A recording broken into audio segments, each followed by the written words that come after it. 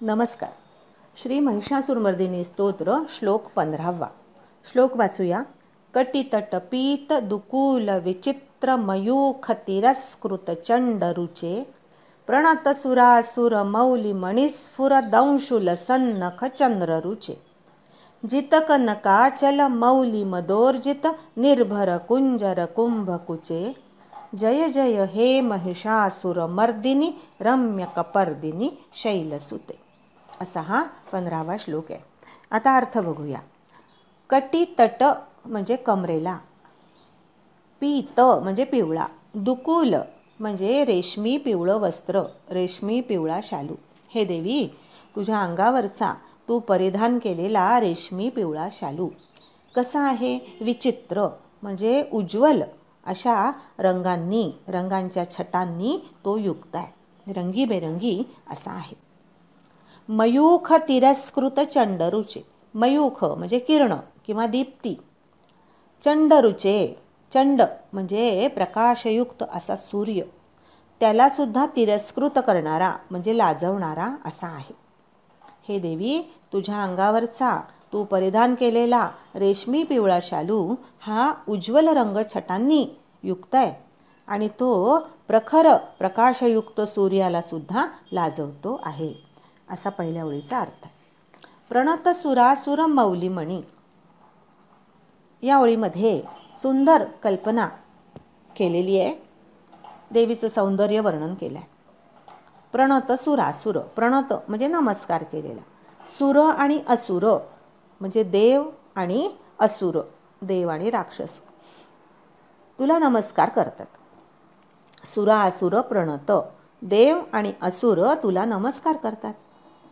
त्यावेळी मौलिमणी स्फुरद अंशुल, त्यांची जी मुकुट असतात त्या मुकुटातल्या मौलिमणी, मणी म्हणजे रत्न, त्या मुकुटातल्या दैदिप्यमान अशा रत्नांच्या किरणांनी स्फुरद अंशुल, स्फुरत अंशुल म्हणजे त्यातून स्फुरणाऱ्या, त्या मुकुटातून निघणाऱ्या रत्नांच्या किरणांनी काय होतं?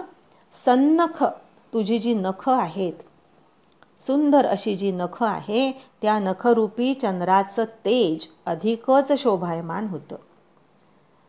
अंशुल सन्नख चंद्ररुचे, अशी कल्पना केली आहे. पहा की देवीच्या पायावर देव आणि असुर नतमस्तक होतात, आपलं मस्तक टेकवतात, पायावर डोकं टेकवतात आणि त्यावेळी त्यांच्या डोक्यांवर म्हणजे देवांच्या आणि असुरांच्या डोक्यावर जी मुकुट आहेत त्या मुकुटांमध्ये अनेक रत्न आहेत, रत्नजडित अशी ती मुकुट आहेत आणि त्यातून जी किरणं निघतात त्या रत्नांच्या किरणांनी देवीच्या नखांचं सौंदर्य अधिकच वाढतं.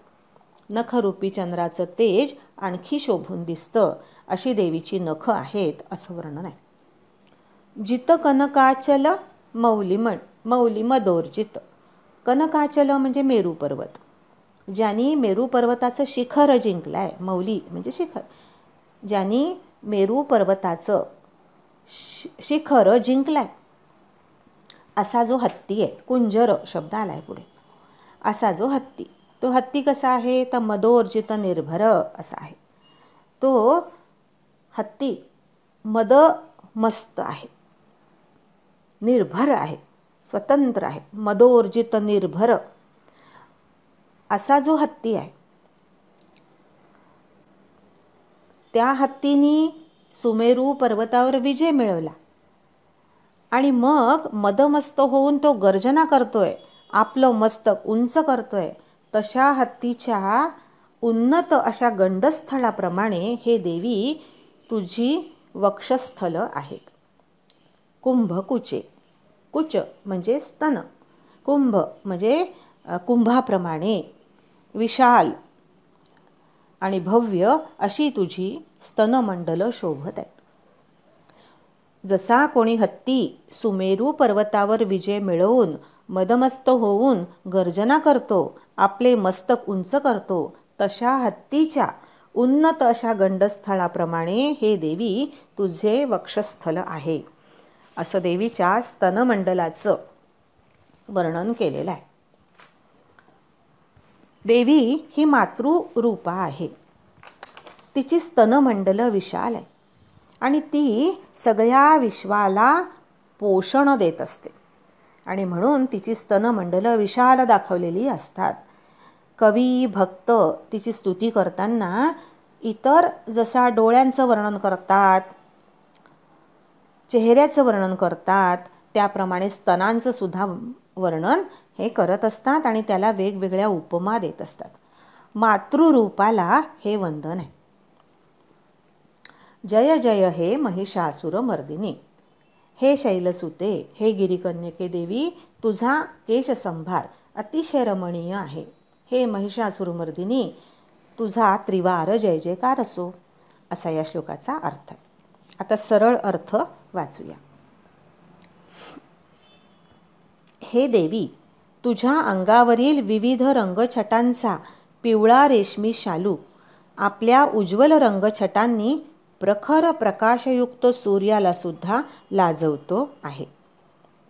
देव आणि असुर तुझ्या चरणी नम्र होतात तेव्हा त्यांच्या मस्तकावरील मुकुटातल्या चमकणाऱ्या रत्नांच्या किरणांनी तुझ्या पायांच्या नखांची शोभा, चंद्रप्रभा अधिक शोभायमान होते. मेरू पर्वताचं शिखर जिंकणाऱ्या मदमस्त हत्तीच्या गंडस्थळाप्रमाणे तुझी स्तनमंडले शोभत आहेत. हे शैलसुते, हे गिरिकन्यके देवी, तुझा केशसंभार रमणीय आहे. महिषासुर राक्षसाचा पराभव करणाऱ्या हे भगवती, तुझा त्रिवार जय जयकार असो. अंबा माता की जय. नमस्कार. श्री महिषासुरमर्दिनी स्तोत्र श्लोक 15. श्लोक वाचूया. कटितटपीत दुकूल विचित्र मयूख तिरस्कृत चंडरुचे प्रणतसुरासुर मौली मणिस्फुर दंशुल सन्नख चंद्ररुचे जितकनकाचल मौली मदोर्जित निर्भर कुंजर कुंभकुचे. जय जय हे महिषासुरमर्दिनी रम्यकपर्दिनी शैलसुते. असा हा 15वा श्लोक आहे. आता अर्थ बघूया. कटितट म्हणजे कमरेला, पीत म्हणजे पिवळा, दुकूल म्हणजे रेशमी पिवळं वस्त्र, रेशमी पिवळा शालू.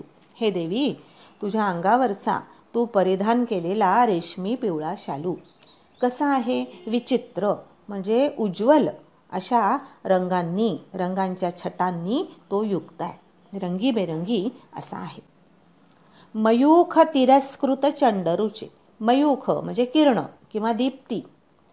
चंडरुचे, चंड म्हणजे प्रकाशयुक्त असा सूर्य, त्यालासुद्धा तिरस्कृत करणारा म्हणजे लाजवणारा असा आहे. हे देवी, तुझ्या अंगावरचा तू परिधान केलेला रेशमी पिवळा शालू हा उज्ज्वल रंगछटांनी युक्त आहे आणि तो प्रखर प्रकाशयुक्त सूर्याला सुद्धा लाजवतो आहे. असा पहिल्या ओळीचा अर्थ आहे. प्रणतसुरासुर मौलिमणी या ओळीमध्ये सुंदर कल्पना केलेली आहे.